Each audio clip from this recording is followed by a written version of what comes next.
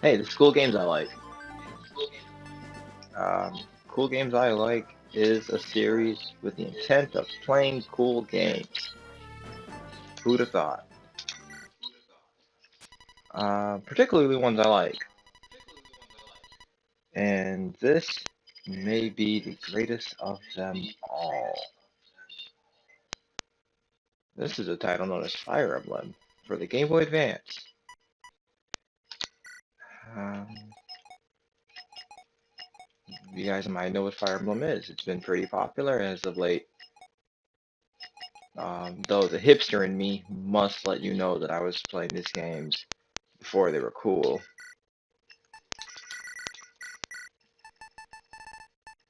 Um, what's a cool name? I think this is a cool name. I'm gonna call myself Quasar. Yeah, it doesn't really matter. It's not like a Robin or a Corrin, where your character actually appears in game. You appear purely as one sprite, occasionally during like cutscenes. But yeah. Are you awake?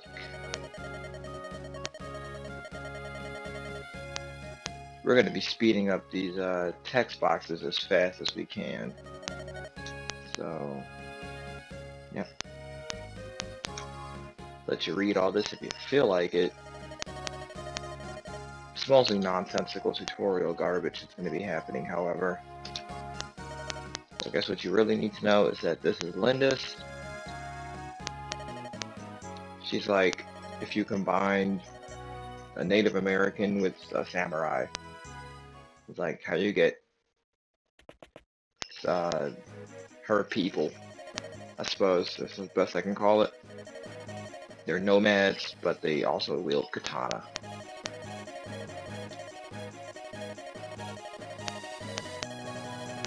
Of course, you have to stop them.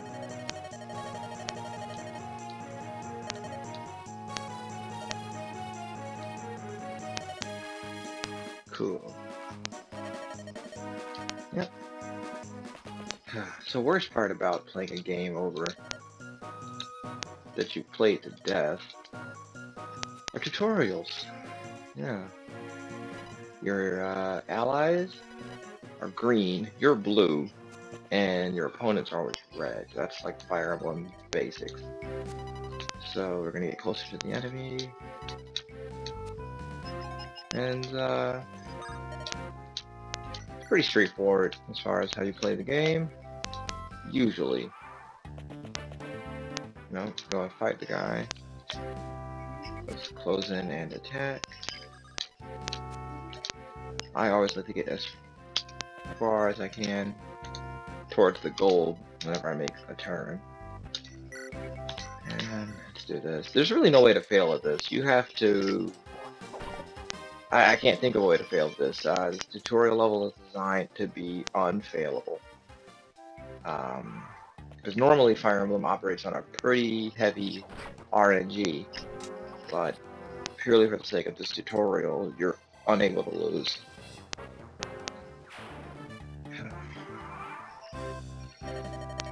Victory needs a vulnerary. Yep.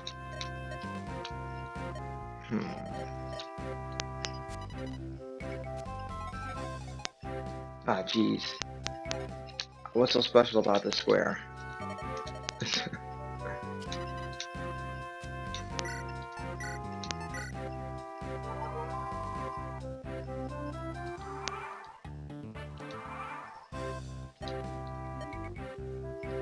I've decided we're just gonna skip some dialogue. It's largely unimportant. Hi, who's that you want, mate? Nobody. Oh no, and this is where I go to speak on how it's impossible to lose. Because he will not hit me again, even though it's his turn, and if she were to be hit, it would instantly be game over. She's gonna live, and probably critical hit if I remember correctly. And now multi-attack. Yeah.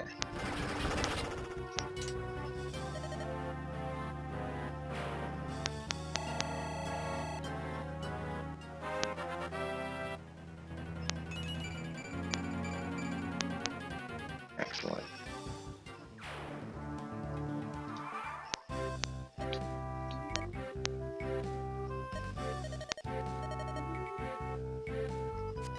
Great.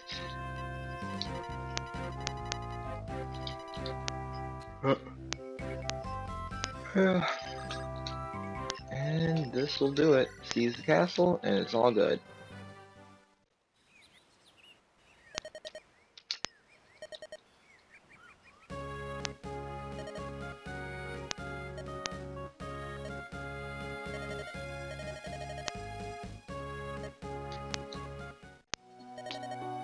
And I skipped it all.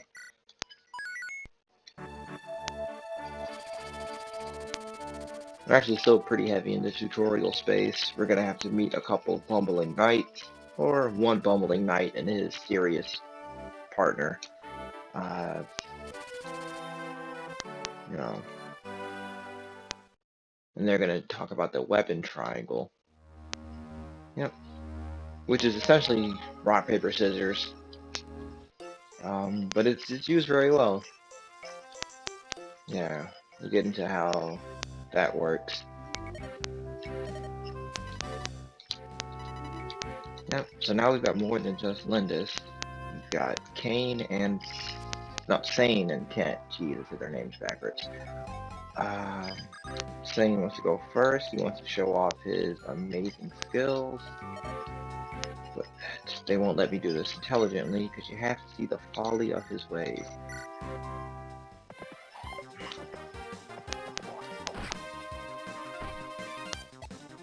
Yep. So Sane, I guess, is an idiot. And Kent wonders why he wasn't using his sword. Because that's how the weapon triangles work. Swords beat axes. Axes have an advantage on lances. And you won't see this for another couple chapters, but lances have the advantage on swords. Yep.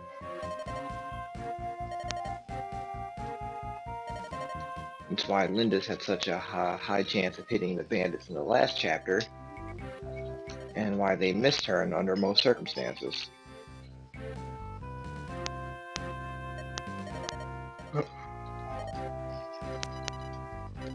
There you go. Swords best axes, yada yada yada. Info.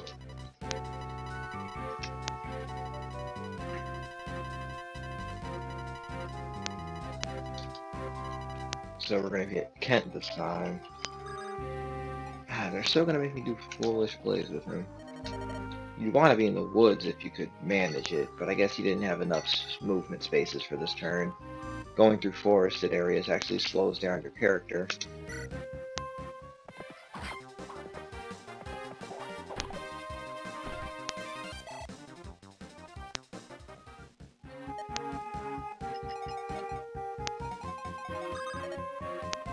But Lindis can make it, because he's closer.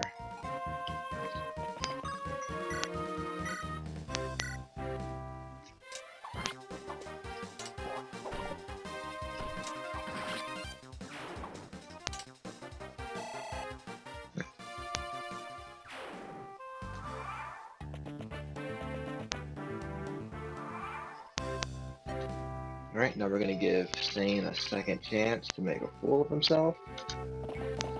But now he's got a sword, so you would think he should have the advantage at this point, right? And he missed again.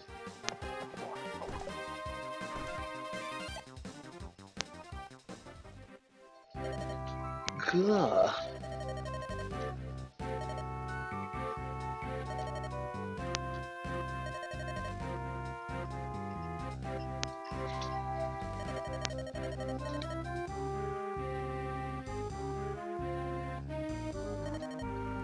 So yeah, they're describing how the woods, it raises your ability to dodge, or more accurately, it lowers your opponent's ability to hit you. Yeah. And that's something you want to take into account when you're playing this game. It's the terrain.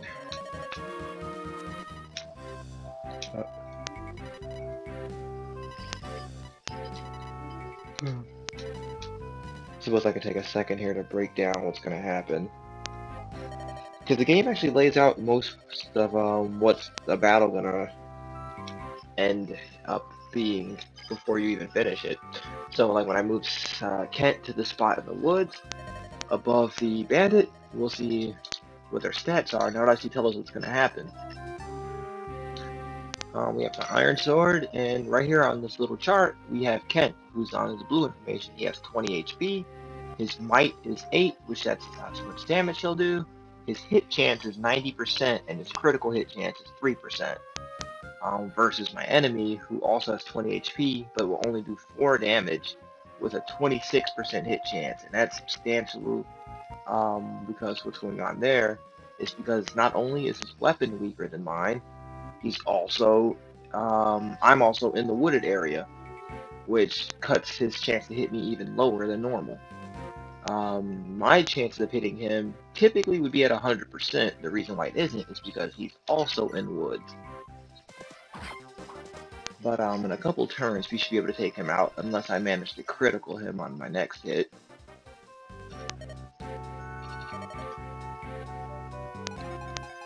Yep. So now Lindis is going to take care of her own enemy at another location. We're going to move her into the woods and let the bandit come fight her here.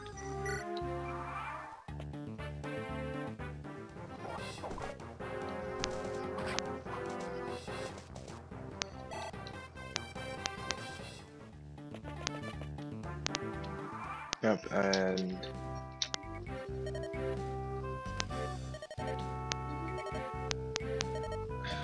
I really hope they don't make me waste the vulnerary, but I probably have to. But that's because the game wants to teach me how to trade items. And trade is really useful. Like, it's not just to give someone another item, but you also can use it to manipulate your character's inventory. It's particularly useful when you have an enemy who's going to attack you on the next turn, and your player who you can no longer control anymore has the wrong weapon equipped. You can go through their inventory and alter it. I don't know what I did wrong. Anywho, we're gonna give Sane this vulnerary now. Yep. And now we're done there. Item, vulnerary, used. It's a waste of a vulnerary. He only was missing 6 HP.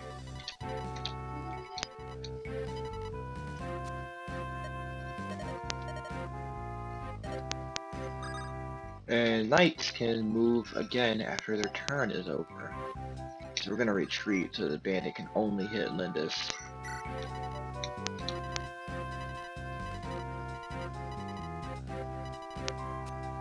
Alright, we're gonna change those options as I mentioned. Turn the animations to game speed fast, text speed max, terrain on. Yeah, this is all good. Yeah, change the color of the window to blue. Yeah.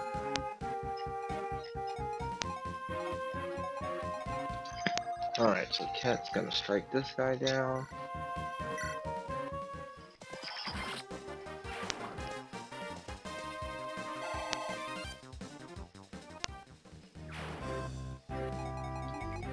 Let's get her in these woods. Oh geez, that was a mess up.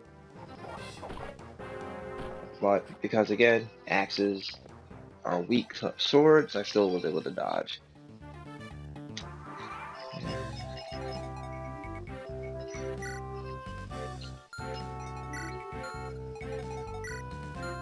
We're actually going to give Sane this victory because he's only a level 1 and we want to get him to level up. So Lindis will have to wait her turn.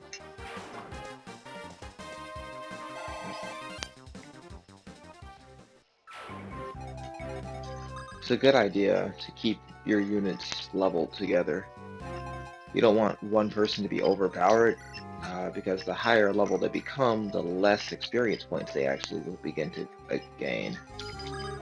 And at that point, they'll just be killing enemies, which is a finite resource. And they'll get no experience to show for it. So, when you can, have your weaker units get wins. Because everybody in this game is pretty useful. Most of the time, at least.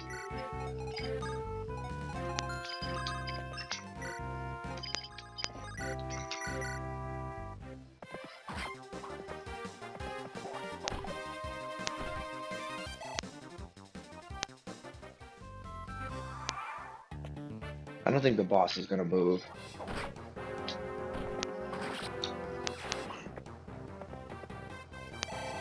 Typically they don't. They usually stay in the same spot.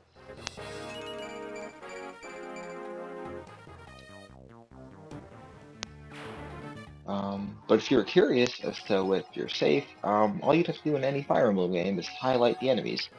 Go just over to the character and select them, and it'll show the range of movement and the range of attack. So Linus is within his attack range, but he won't hit her, because under most circumstances, bosses don't move. So we're going to check out this fight, see how this goes. If I attack him with my sword, I'll hit him twice, actually. And he'll probably miss me. But I don't want to take that chance. So what we're going to do is we're going to do nothing, and we're going to let the boss initiate the combat. And get my characters up here, just for moral support. Fun fact about this particular game. If anyone's played any of the recent Fire Emblem games, you'll notice that when characters are near each other, little hearts appear after battle or after heals to show that they have gained support. This Fire Emblem doesn't do that. They still have the options for supports, and you can make characters interact with each other and get to know each other, but it's hidden.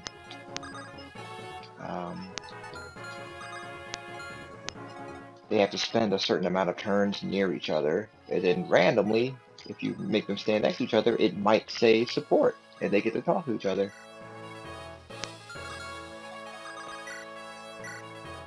But now we'll take him out, because this is a surefire win.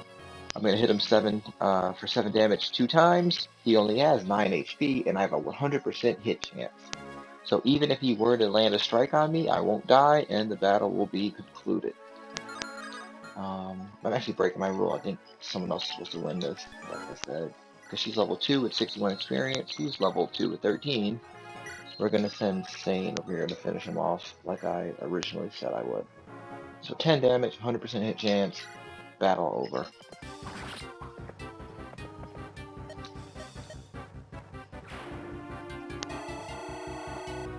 And now all my units are level 2. Beautiful.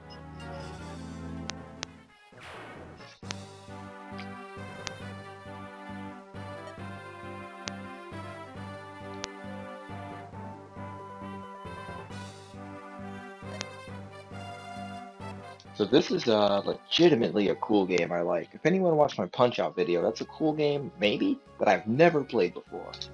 But man, Fire Emblem is, and has been for years, like one of my favorite things in existence.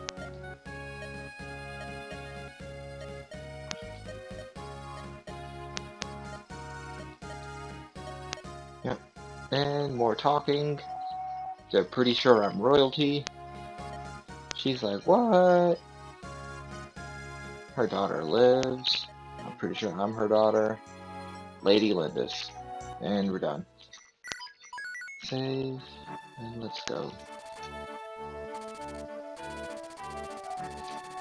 So yeah, if anyone's curious, this is being played on a Wii U.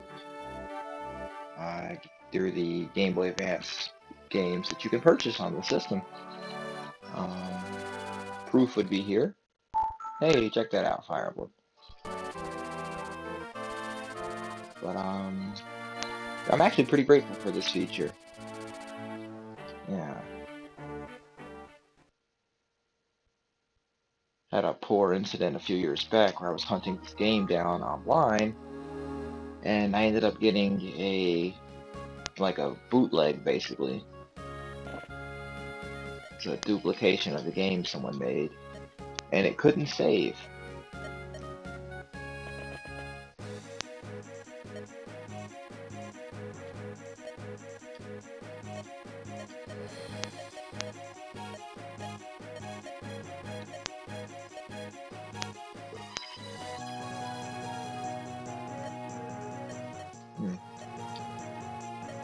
I think this might be the last of the tutorial chapters. But they're gonna make me go to these homes and talk to people, which is generally pointless. They only give you tutorial information.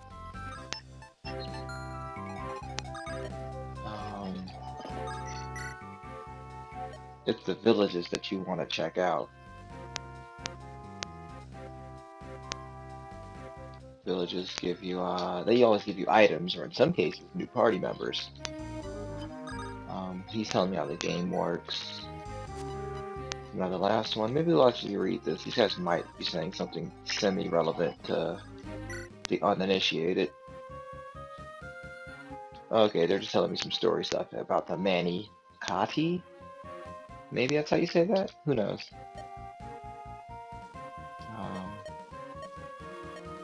Lindis' really powerful sword.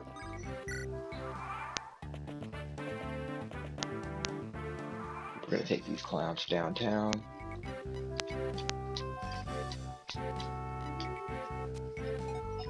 We want to go to the castle. We want to get Sane to this castle fortress so that the enemy can't get in one. Because we don't want him to get buffs. We want to be the only person with buffs. And as we can see, if you take a look at the bottom right corner of the screen, you'll see Fort, and you'll see I get a defense upgrade of 2 and an avoidance upgrade of 20. Compare that to the Forest, which gives me a defense upgrade of 1 and an avoidance of 20. So the Fort is the better option. And if I'm not mistaken, you also heal HP if you're waiting in a fort. Yeah, down here we've got mountains to give you a defense of 1 but an avoidance of 30. So that's better than Forest, but all as good as the mountain. I mean, as the fortress. And because we don't want the bandit to get the option to attack my other characters, I want him specifically to go for Sane. We're going to move these two forward, but outside of his hit range.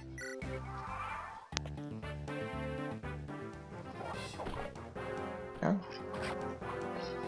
And just like that, in one turn, Sane has become just several times smarter than he had been previously.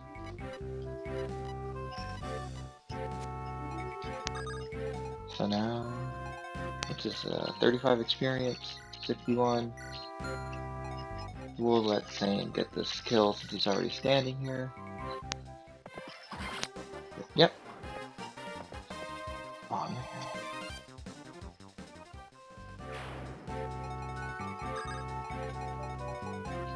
Let's see, this guy can step here. He can't walk in the woods, so if I can, I want to put a character into the woods. But that's going to be difficult. I don't think I'll be able to. Let's see here.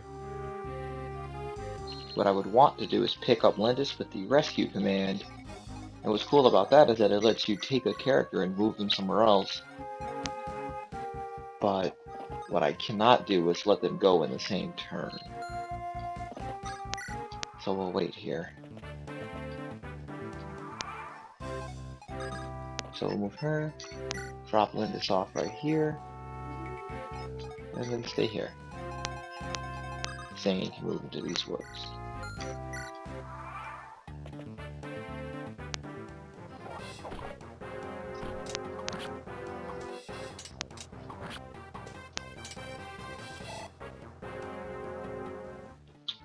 This actually brings me to another little bit of tutorial, or just general tips and tricks that I want to share. You guys might be curious as to why Lindis is able to hit them 2 times, when all my other characters can only hit them once. The secret is that it has to do with her speed stat. If you see there on her screen, she has a SPD of 10. Compare that to her partners of 7 and 8. And that determines how many times a character can attack when you compare them to their opponent. So the bandits have a speed of 4, and the rule in Fire Emblem is that if your character has a difference in speed of 5 or greater, is when they can hit twice. So because she has 10 and they have 4 speed, I have a difference of 6, so I have a guaranteed chance to hit them 2 times. And because Fire Emblem is a strategy game, a big part of playing and progressing is actually meticulously looking over these stats. You'll spend a big point of the game not even playing it or, actively playing it or just reading. Now let's check this out. If I move out of the forest and attack, you'll see that this bandit will do 8 damage to me at a 36% hit chance.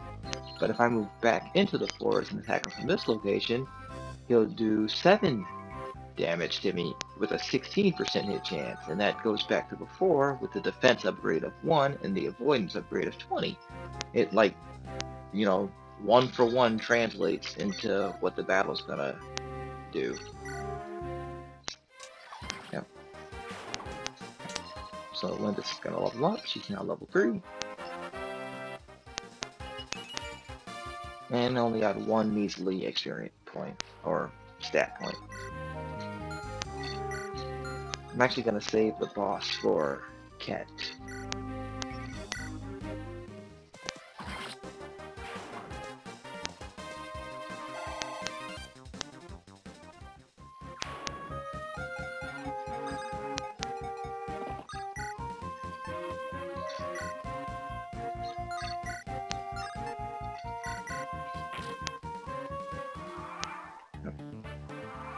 And this here is a breakable wall. The point of that is because these mountains, while they give you additional buffs, they're nearly impossible to cross for horse units.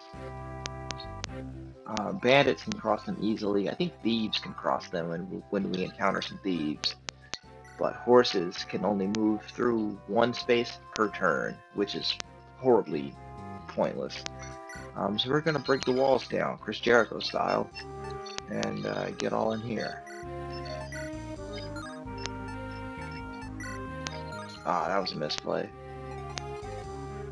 That's where trading items could have come in handy.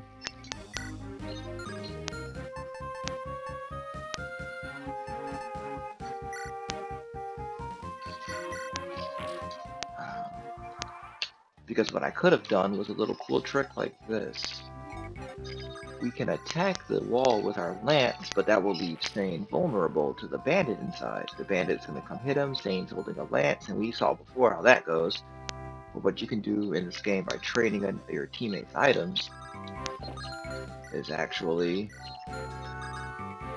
stay here, trade, and if I take his sword and I trade it to himself, I can put it on top of his stack, and now the sword becomes his equipped weapon. And that's a feature that has been in every Fire Emblem game going forward from this game. Probably in the previous games also, but those were Japan exclusive, so excuse me for being an American. Gonna wait now and let the bandit come to us.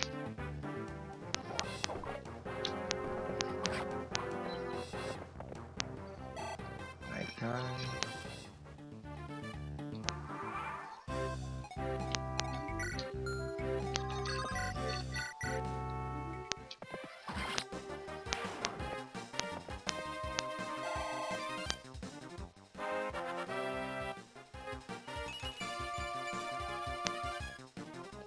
So as I mentioned before, a lot of this game operates on a RNG, or like a random number generator. But so does your character's stats when they level up, to a certain degree.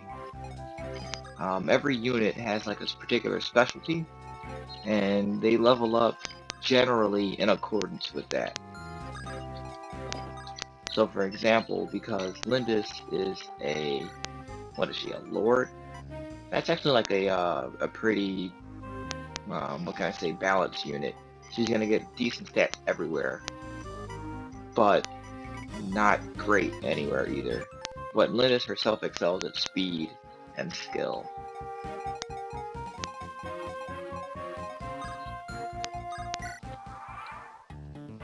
I guess we'll get better examples maybe in the future once we obtain new units.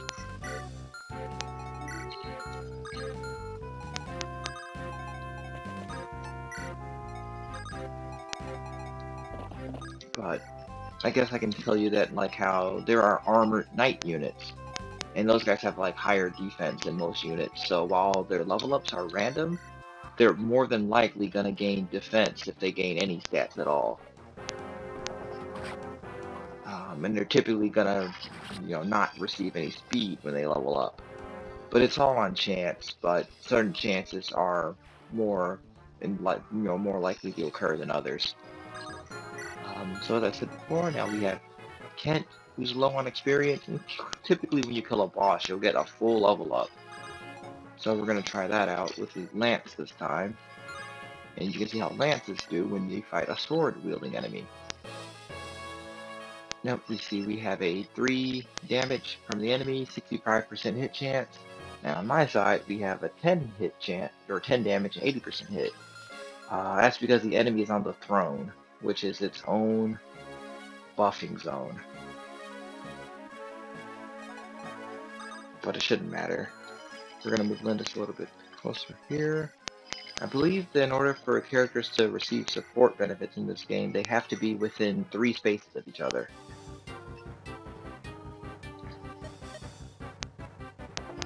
Yep, so we're going to put our spear through his face. I always appreciated that about these little cartoon graphics. It's like if you freeze frame it at the right time, the weapons look like they just completely impaled a man.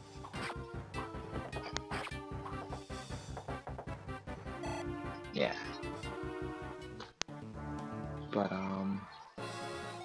so yeah, the throne is why I don't have a 100% chance of hitting him, but also, weapons themselves have individual stats. All of that stuff right there, we'll get into that later. But let's just say the Iron Sword is better than an Iron Axe at hitting, but doesn't do as much damage. But when you're adhering to the weapon triangle and you want to actually hit your opponent, you sometimes do less damage for the effect of actually making connection with the enemy. So let's go ahead and stab his face in. And he's dead. Voila.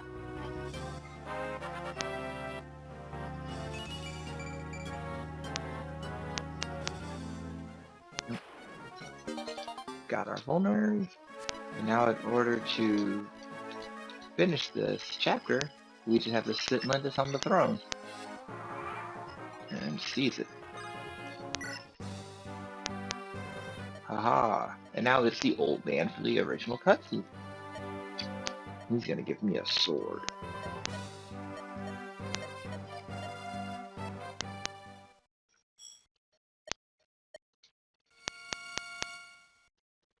Oh yeah. It's the power of the spirits. You're the chosen one, Lindis. Yep. So I'm gonna keep skipping this until we can see like a cool picture. Yeah. There we go.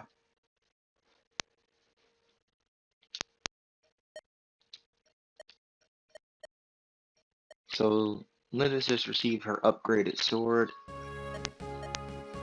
It's better than our last sword, but the reason you don't want to use it all day is because weapons in this series can typically break. So you use the Mani Kati when you, under extreme circumstances, when all else would fail. At least that's my rule. You know.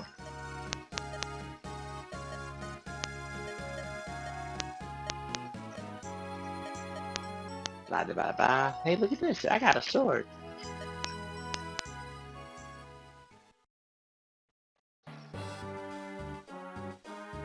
And now this is Castle Kalen or Salin? I don't know. Lord Lundgren. Yada yada yada. Skip. That's too much plot for my purposes. I'm just trying to show off a cool game. Yeah, I don't know if, cannot remember exactly what the next chapter is. Oh yeah, this is when you meet, Dorcas. Yeah, Dorcas is awesome. Is it Dorcas? I'm wrong. Nope, super wrong. Ignore that. Who's Dorcas, you ask? He's no one. No one at all. But, yeah, that's Fire Emblem. And at this stage, getting a little tired. Video's running longer than I wanted it to be. I think I'll try to finish up this chapter real fast with as little waiting as possible, just so I can get the points across. So we're gonna get Linda's here, talk to this village, and this is what I mentioned, how they're better than houses. The villages will actually give me benefits. For example, when this is all over, yada yada yada, talking boring, I just got an archer, like a whole new character. And it's Will the archer. So cool thing with archery is that they attack indirectly, so 2 spaces away is where I can hit this guy, even through walls, even through structures, even through my teammates. The sword man can't hit me, and I can shoot him with this bow. Which is great, because now that allows my Pegasus Knight, you know what, the game's tutorial wanted me to do it, but yeah, I can now swoop in and go in for the kill myself. She'll take him out.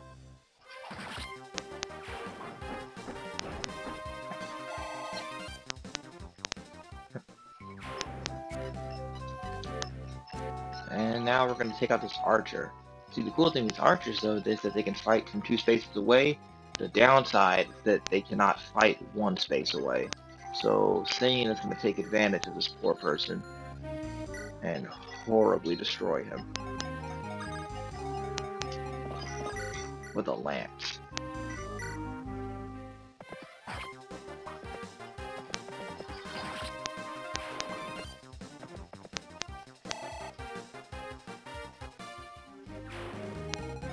We're going to get Ket to go, make sure his sword is equipped, because we got bandits to fight.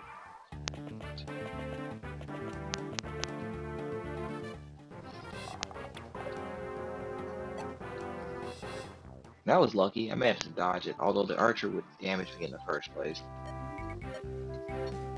Now, Florina is scared of Will because he has a bow, because archers, in most cases, can one-shot Pegasus Knights in this game.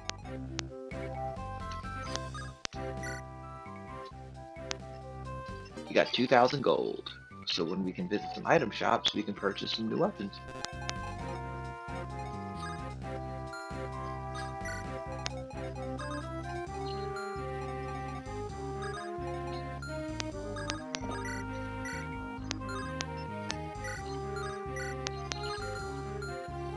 And now your character's hit chance is determined by their skill, so we're going to see who has a higher skill, which is Kent. So Kent's more than likely going to kill this archer instead of missing, which I ran the risk of if I had kept Sane selected.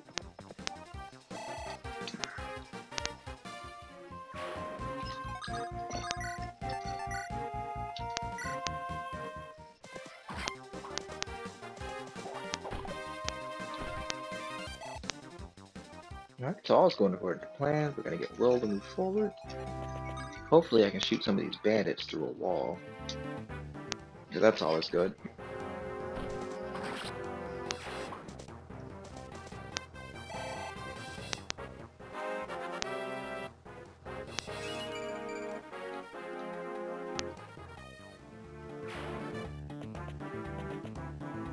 Uh-oh. Now this is a stalemate, so when I can, I want to switch back to my lance, but make sure that he's not holding a lance when the axe guys come to fight him.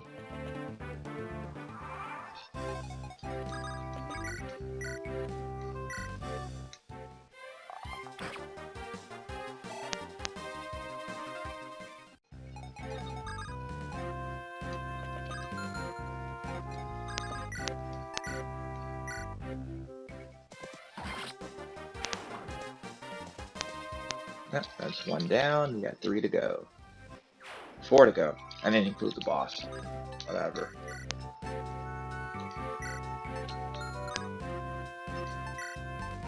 We're gonna keep my sword equipped because that'll give me the best chance against all of these guys.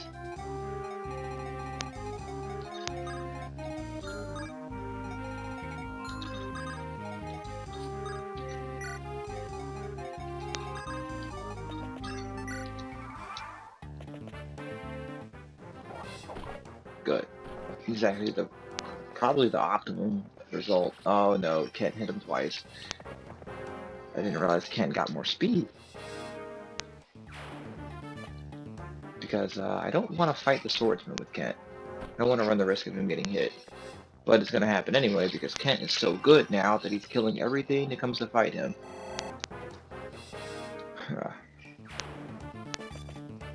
But he won't kill this guy. The mercenary class usually has high... Nope, I'm a liar. Alright, you can ignore me from here on out. But please keep watching these videos. So I think we'll have Kent take a break for now. I'll probably want to finish this boss off with Lindis. But take some pot shots at him with Will while I can. Because we've got level 4, and Lindis at level 3.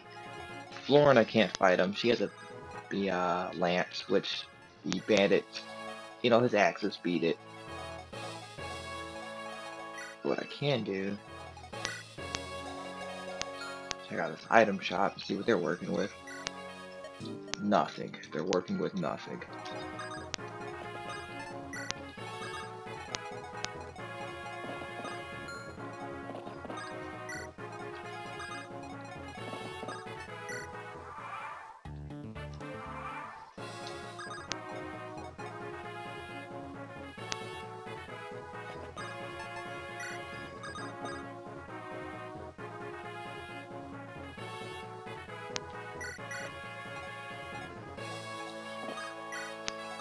Now what we can do is I can now take Will from him, and then I can drop Will right here.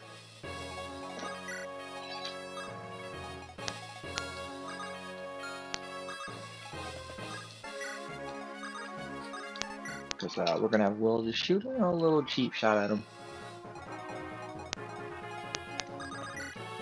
His bow. And now we're going to finish him off. Shouldn't take any more than maybe one turn. We got Lindis, who's going to Iron Sword him. Iron Sword won't do it in one turn. Mani Kati, whatever, I don't care. The better sword will kill him right now.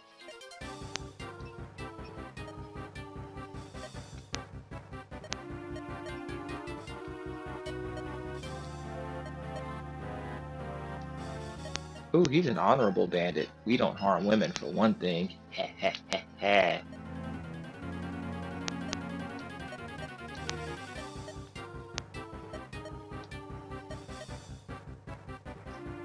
And dodge. Dead. Cool thing with the Manikati is that it has insanely enhanced critical hit chance. There's 22% chance that he was going to critical hit with the sword, which is great. Critical hits in Fire Emblem do 3 times damage that a normal hit would do. So, yep. Wasn't the most intense gameplay. I only did mostly tutorial information, but that's Fire Emblem. At least that's the first Fire Emblem for the Game Boy Advance. Pick it up on Wii U if you can. It's $8. Hunt down the cartridge on Amazon if you have a Game Boy Advance. Most people sell it for like 30, maybe. Unless the price is like inflated. But yeah, we're gonna save this now and call it a game. So this has been episode of Cool Games I Like, Fire Emblem Edition. Hopefully you guys appreciate things like this. If anyone's watching this video and you want to see some more, tell me what you want to see. I only can play what I have, but I have a lot of games. More games than just Nintendo games. Just feel free to drop a comment in there. Press some buttons if you feel like it. Otherwise, yeah, this will be a thing I do occasionally. And this is Cool Games I Like signing out. You guys have a good one. Treat each other nice.